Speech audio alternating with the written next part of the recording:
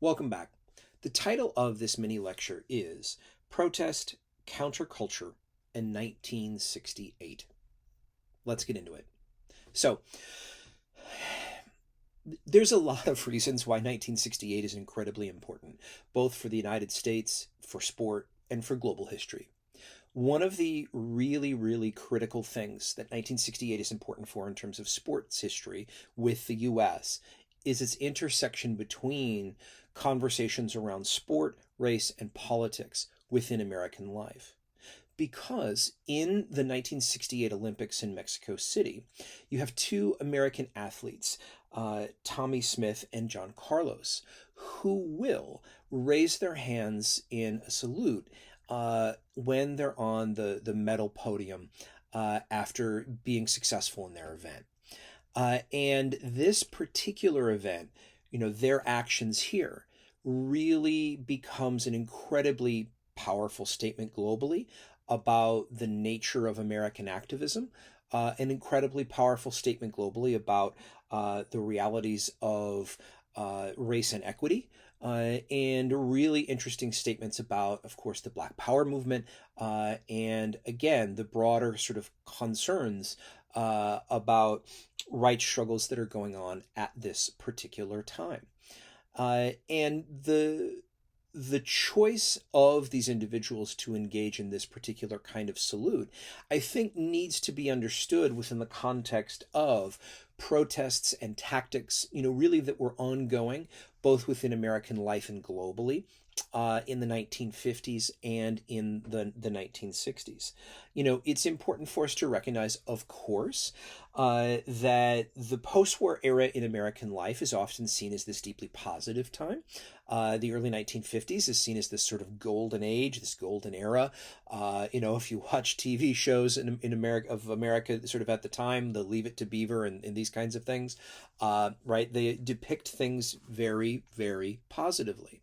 However, for many communities, African Americans specifically, there is a recognition that the pervasive and continual forms of institutional and other mistreatment and discrimination needed to change.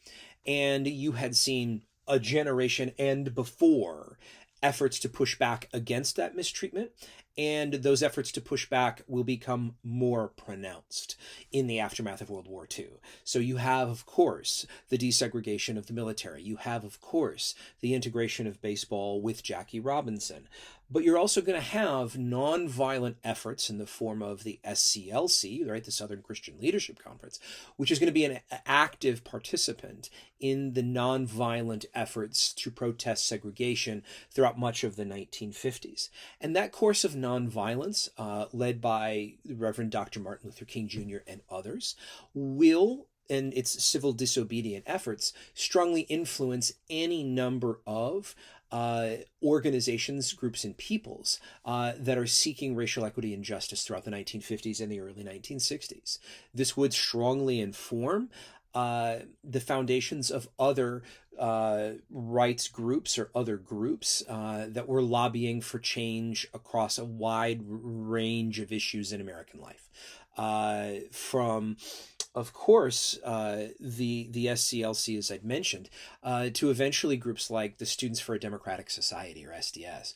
Now, they're going to be a little bit more associated with anti-war activism, which was going on at the time, which kind of brings us to our third point.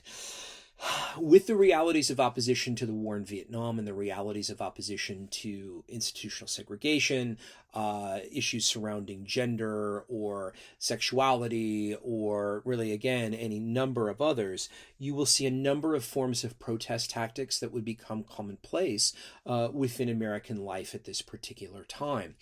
So many of them are going to trend towards nonviolence. And again, these are strongly informed by the SCLC, by the African American efforts, and by the early to mid 1960s, the growth of the Black Power movement is going to become an incredibly important part of this, and an aspect of understanding where protest groups and rights struggles are pivoting and transitioning to.